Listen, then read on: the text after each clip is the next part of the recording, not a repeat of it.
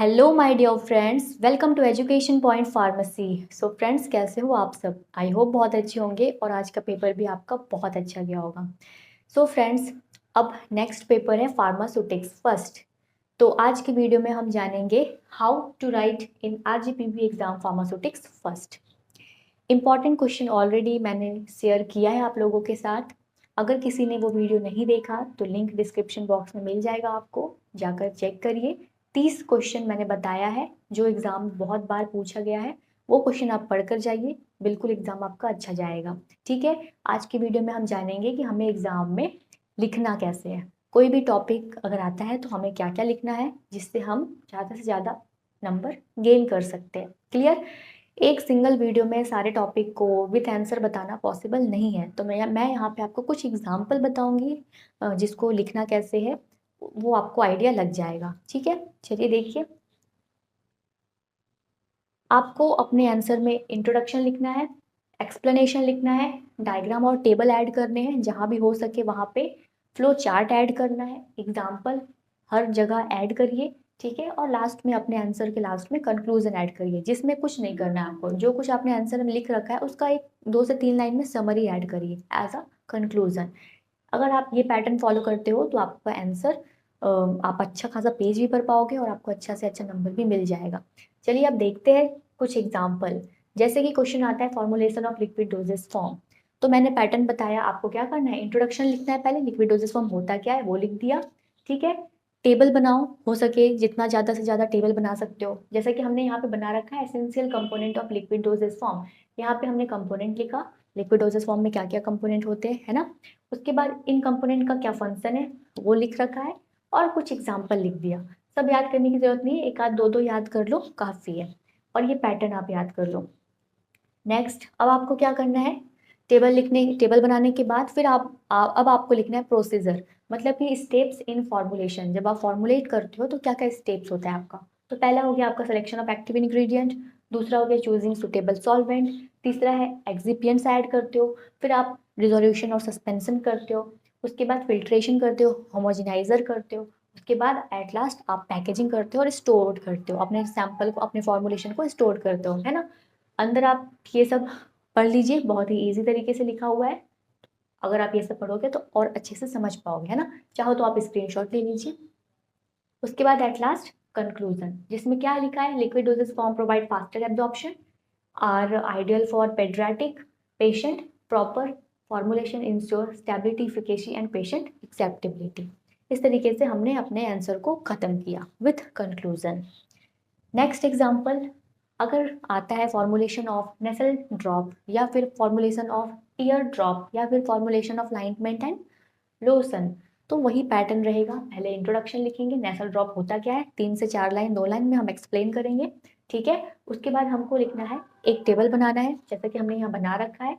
Pattern वही है, active ingredient, solvent, buffering agent, preservative, antioxidant.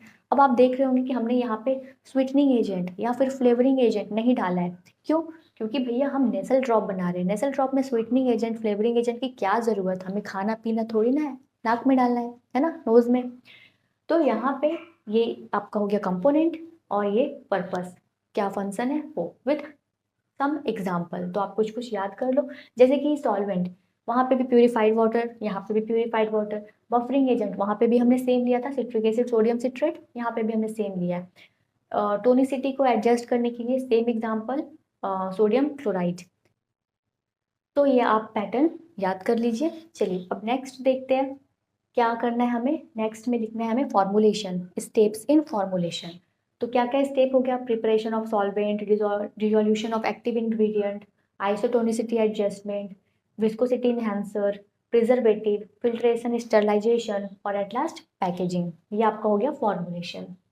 उसके बाद आप करोगे कंक्लूजन से अपने आंसर को खत्म, जैसे कि हमने यहाँ लिख रखा है, the formulation of nasal drop involve balancing sterility, pH, tonicity and viscosity, ensure optimal drug delivery and patient comfort.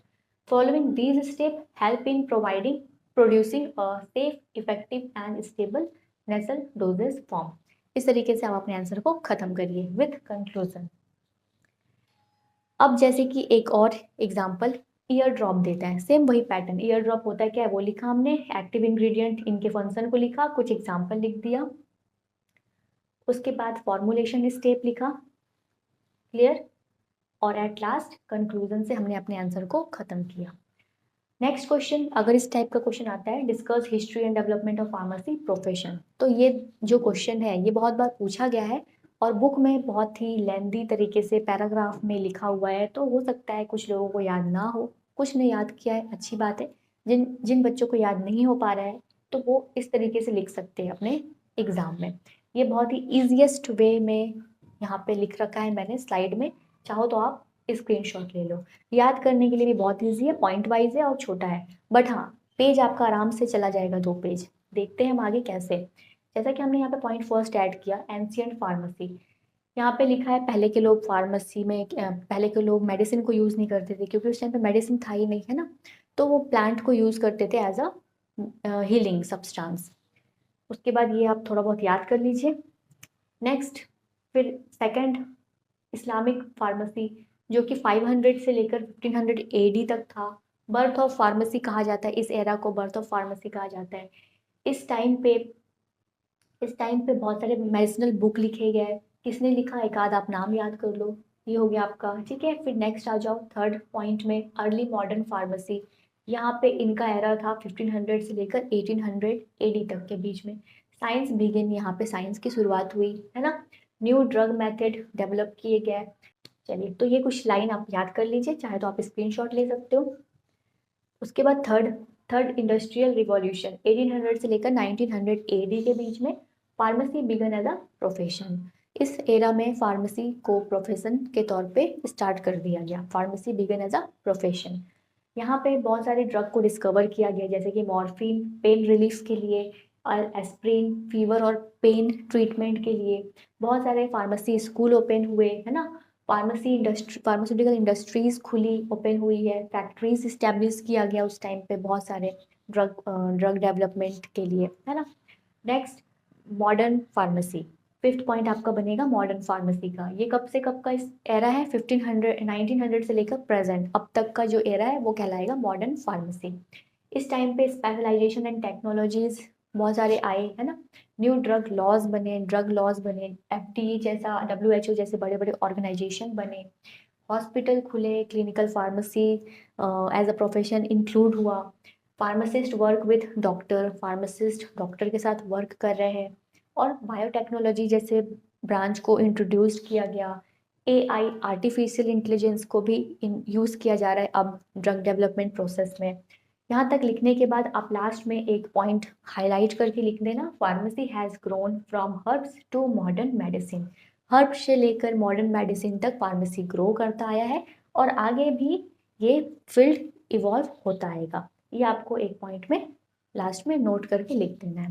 तो इस तरीके से आप लिख सकते हो आराम से, आपका 2 पेज तो चला ही जाएगा। उसके बाद आ जाओ इधर, पार्ट्स ऑफ प्रिस्क्रिप्शन। प्रिस्क्रिप्शन क्या होता है, जब आप बीमार पड़ते हो, हॉस्पिटल जाते हो, डॉक्टर आपको प्रिस्क्रिप्शन देता है, वो प्रिस्क्रिप्शन लेके आप जाते हो मेडिसिन लेने के लिए फार्मासिस्ट के पास। फार्मासिस्ट प्रिस्क्रिप्शन देखता है, उसके अकॉर्डिंग आपको मेडिसिन देता है, साथ ही आपको इंस्ट्रक्शन भी बताता है कैसे उस मेडिसिन को खाना है, कब खाना है, कितनी बार लेना है, 2 लेना है, 1 लेना है, वो सारा इंस्ट्रक्शन आपको बताता है ना। तो ये हो गया प्रिस्क्रिप्शन। अब यहाँ पे आपको लिखना है कि प्रिस्क्रिप्शन के कितने पार्ट होते हैं। तो यहाँ पे मैंने 2 फिगर बना रखा है, एक ये और एक ये। चाहो तो आप ये फिगर बना कर आओ एग्जाम में, या फिर ये बनाइएगा, ज़्यादा बेटर है। जैसे कि आर एक्स को सुपर इंस्क्रिप्शन कहा जाता है, नीचे में लिख देना रेसिपी। फिर यहाँ पे इस पार्ट में, आर एक्स वाले पार्ट में क्या लिखा जाता है, ड्रग इंफॉर्मेशन, जैसा कि यहाँ लिखा हुआ है पैरासीटामोल 500 mg टैबलेट, ये वाले पार्ट को कहा जाता है इंस्क्रिप्शन, ठीक है। नीचे में लिखा होता है कब लेना है, कैसे लेना है, तो वो ये जो पार्ट है ये होता है सब इंस्क्रिप्शन। इस पार्ट में इंस्ट्रक्शन होता है फार्मासिस्ट के लिए, इंस्ट्रक्शन टू फार्मासिस्ट। उसके बाद होता है टेक 1 टैब एवरी 4 आवर, इस तरीके का लिखा हुआ होता है। ये वाला पार्ट को कहा जाता है transcription. Instruction for the patient, ये यहाँ पे पेशेंट के लिए इंस्ट्रक्शन होता है, मतलब कि कब आपको लेना है, बेड टाइम में लेना है या मॉर्निंग में लेना है, वो इंस्ट्रक्शन पेशेंट के लिए होता है। और एट लास्ट यहाँ पे पेशेंट इन्फॉर्मेशन, जहाँ पे पेशेंट का नाम, एड्रेस, ये सारी चीज़ें लिखी होती है, वेट वगैरह, ठीक है। तो ये आप याद कर लीजिए। फिगर अच्छे से एक पेज में बनाकर आना। क्वेश्चन अगर आता है प्रिस्क्रिप्शन के पार्ट्स पे तो पहले फिगर बनाइए, फिर आप एक एक पॉइंट को एक्सप्लेन करो, जैसे कि सुपरस्क्रिप्शन, RX सिंबल क्या है वो लिख दो, पेशेंट इन्फॉर्मेशन में क्या क्या लिखे होते हैं वो लिख दो, फिर डेट होता है, inscription medicinal detail, medication details होते हैं, है ना। सबस्क्रिप्शन में डिस्पेंसिंग इंस्ट्रक्शन होता है, मतलब कि इंस्ट्रक्शन फॉर फार्मासिस्ट। उसके बाद प्रिस्क्राइबर इंफॉर्मेशन लास्ट में, जहाँ पे नेम होता है, क्वालिफिकेशन होता है, डॉक्टर का सिग्नेचर वगैरह होता है। क्लियर? तो आप इसको एक्सप्लेन करिएगा इस तरीके से, पहले बनाएंगे फिगर, फिर करेंगे इनको एक एक करके एक्सप्लेन। उसके बाद अब बताना है आपको कि प्रिस्क्रिप्शन में कौन कौन सा मिस्टेक हो सकता है, एरर इन प्रिस्क्रिप्शन। तो जैसा कि first point, wrong patient details गलत लिखा हो, या रॉन्ग मेडिसिन देना था कुछ दे दिया कुछ, या रॉन्ग डोज 500 mg का टैबलेट देना था 1000 का दे दिया, या कम दे दिया तो रॉन्ग डोज हो सकता है। फ्रिक्वेंसी, दिन में 2 बार लेने थे, किसी ने गलती से डॉक्टर ने 3 बार लिख दिया तो ये गलती हो सकती है प्रिस्क्रिप्शन में। रॉन्ग फॉर्म, जैसे कि tablet prescribed instead of injection, injection देना था, इंजेक्शन की जगह गलती से टैबलेट लिख दिया, है ना, तो ये गलती है। Bad handwriting, no doctor signature नहीं है तो वो प्रिस्क्रिप्शन वैलिड ही नहीं कहलाएगा।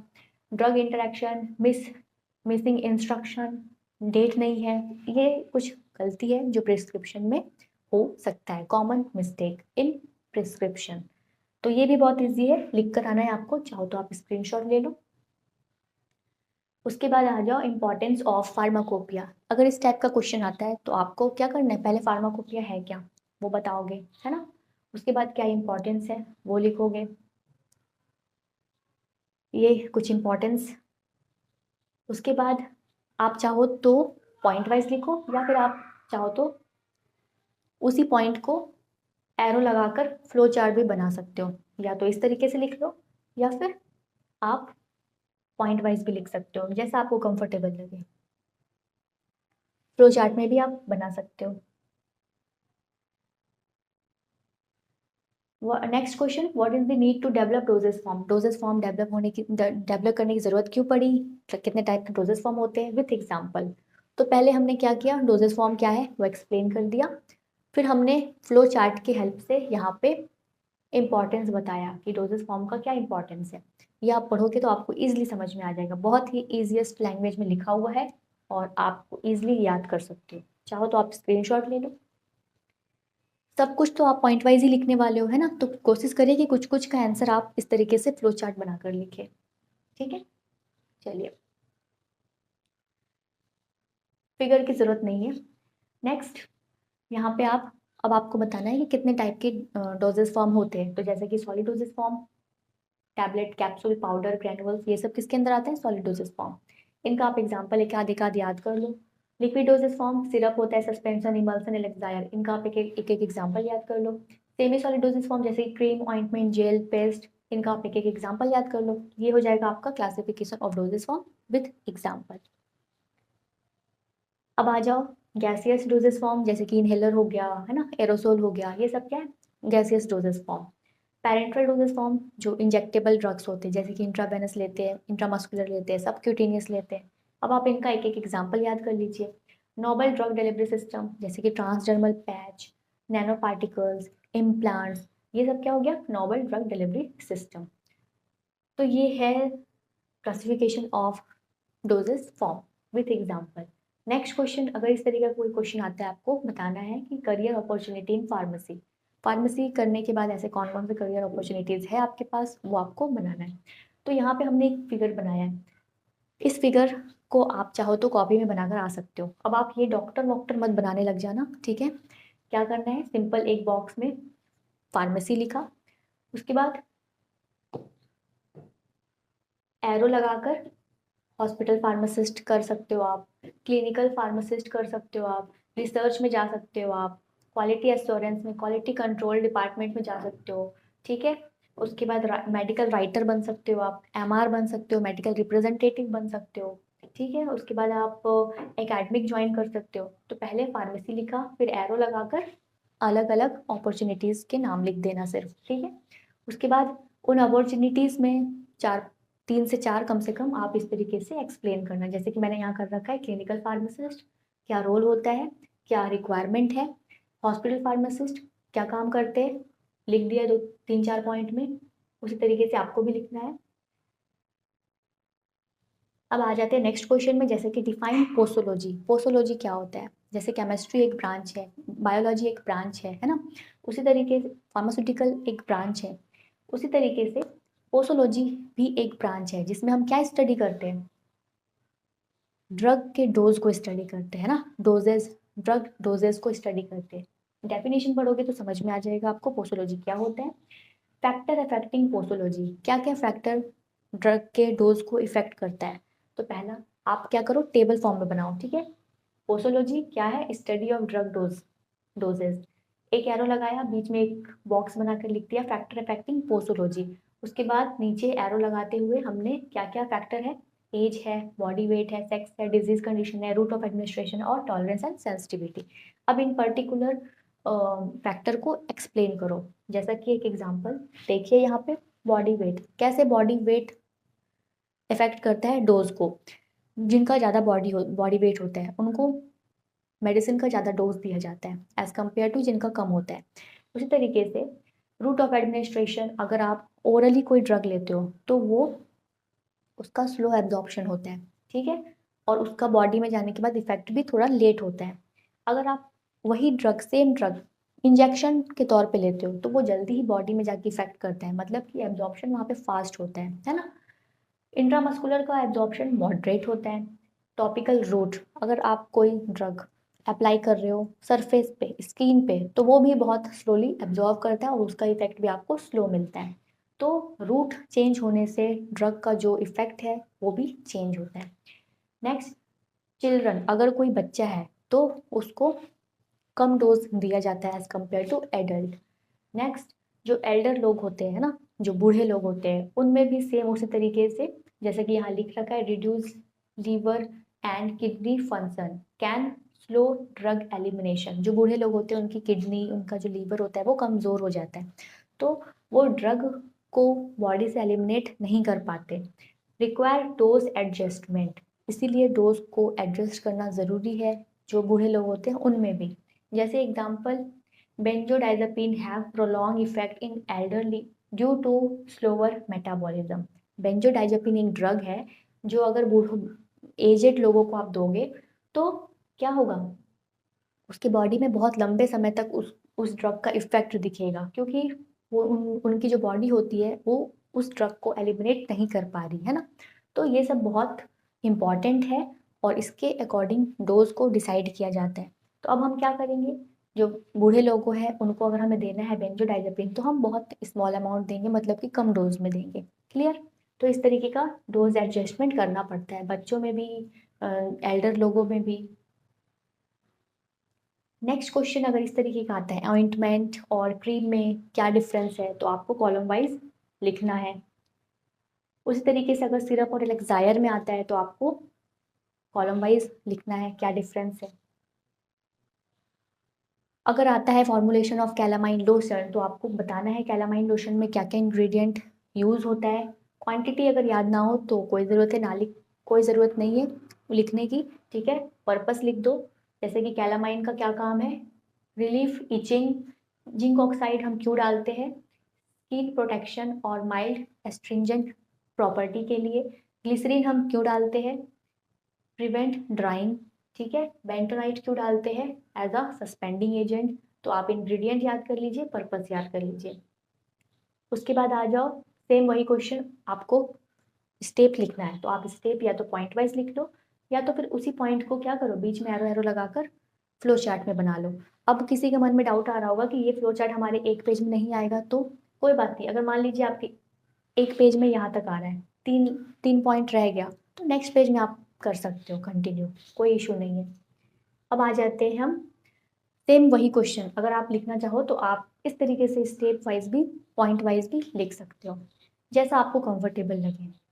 ओके, तो ये कुछ एग्जाम्पल है और इनको लिखने का तरीका मैंने आप लोगों को बताया। एक वीडियो में पॉसिबल नहीं है सारे टॉपिक को कवर करना, सारे टॉपिक को लिख कर बताना, है ना।